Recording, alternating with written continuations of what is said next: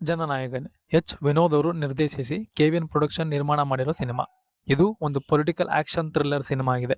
ಇನ್ನು ಸಿನಿಮಾದ ವಿಚಾರಕ್ಕೆ ಬರೋದೇ ಆದರೆ, ನಮ್ಮ ಪ್ರೆಸೆಂಟ್ ತಮಿಳುನಾಡು ಸಿಎಂ ವಿಜಯ್ ಅವರು ನಾಯಕ ನಟನಾಗಿ ನಟಿಸುತ್ತಿರೋ ಕೊನೆ ಸಿನಿಮಾ. ಪೂಜಾ ಹೆಗಡೆ, ಮಮಿತಾ ಬೈಜು, ಬಾಬಿ ಡಿಯೋಲ್, ಪ್ರಕಾಶ್ ರೈ, ನಾಸಿರ್ ಹೀಗೆ ದೊಡ್ಡ ಸ್ಟಾರ್ ಕ್ಯಾಸ್ಟೇ ಈ ಸಿನಿಮಾದಲ್ಲಿದೆ ಅಂತ ಹೇಳ್ಬೋದು. ಇನ್ನು ಸಿನಿಮಾ ನೋಡಿದ ನಮಗೆ ಏನೆಲ್ಲ ಇಷ್ಟ ಆಯಿತು, ಏನೆಲ್ಲ ಇಷ್ಟ ಆಗಲಿಲ್ಲ ಅನ್ನೋದನ್ನ ಈ ವಿಡಿಯೋದಲ್ಲಿ ನೋಡೋಣ ಬನ್ನಿ.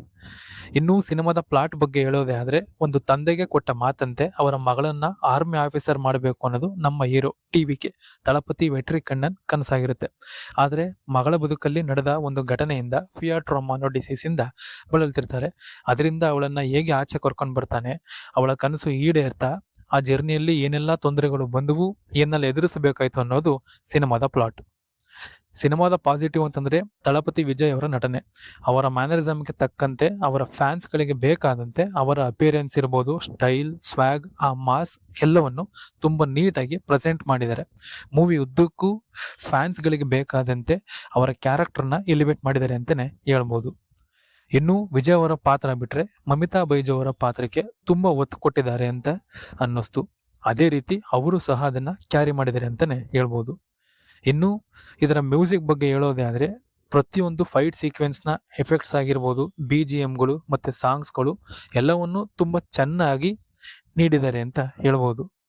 ಇನ್ನು ಸಿನಿಮಾ ಗ್ರಾಫಿಕ್ಸ್ ವೈಸ್ ತುಂಬಾ ರಿಚ್ ಆಗಿ ಕಾಣ್ತಿತ್ತು. ಪೋರ್ಟ್ ಸೀನ್ಗಳಾಗಿರ್ಬೋದು, ಫೈಟ್ಸ್ಗಳಾಗಿರ್ಬೋದು ಎಲ್ಲ ತುಂಬಾ ಚೆನ್ನಾಗಿ ಪ್ರೆಸೆಂಟ್ ಮಾಡಿದ್ದಾರೆ ಅಂತ ಹೇಳ್ಬೋದು. ಇನ್ನು ಪೂಜಾ ಹೆಗಡೆ ಅವರ ಪಾತ್ರಕ್ಕೆ ಅಷ್ಟೊಂದು ಒತ್ತು ಕೊಟ್ಟಿಲ್ಲ.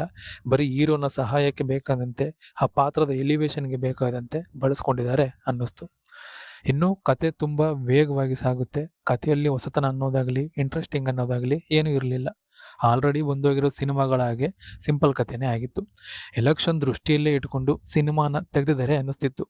ಹೇಗೆ ಪೊಲಿಟಿಷಿಯನ್ಸ್ಗಳು ಜನಗಳನ್ನ ವೋಟ್ ಬ್ಯಾಂಕ್ ಆಗಿ ಯೂಸ್ ಮಾಡ್ಕೋತಾರೆ, ಜನಗಳ ಆಯ್ಕೆ ಹೇಗಿರುತ್ತೆ, ಅದನ್ನು ಬದಲಿಸೋದಕ್ಕೆ ಏನೆಲ್ಲ ಮಾಡ್ತಾರೆ ಅನ್ನೋದೇ ಸಿನಿಮಾದ ಕತೆ.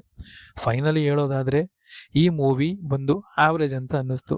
ಯಾವುದೇ ಎಕ್ಸ್ಪೆಕ್ಟೇಷನ್ ಇಟ್ಟುಕೊಳ್ದೆ ವಿಜಯ್ ಅವರ ಕೊನೆಯ ಸಿನಿಮಾ ಆಗಿರೋದ್ರಿಂದ ಹೋಗಿ ನೋಡಿ ಅಂತ ಹೇಳೋಕ್ಕೆ ಇಷ್ಟಪಡ್ತೀನಿ. ಇದು ಈ ನಿಮ್ಮ MG ಮೂವಿ ರಿವ್ಯೂಸ್ನ ರಿವ್ಯೂ ಆಗಿತ್ತು. ವಿಡಿಯೋ ಇಷ್ಟ ಆದರೆ ಲೈಕ್ ಮಾಡಿ, ಸಬ್ಸ್ಕ್ರೈಬ್ ಆಗೋದು ಮರಿಬೇಡಿ ಅಂತ ಹೇಳೋಕ್ಕೆ ಇಷ್ಟಪಡ್ತೀನಿ. ಎಂದಿನಂತೆ ಮತ್ತೆ ಭೇಟಿ ಆಗೋಣ.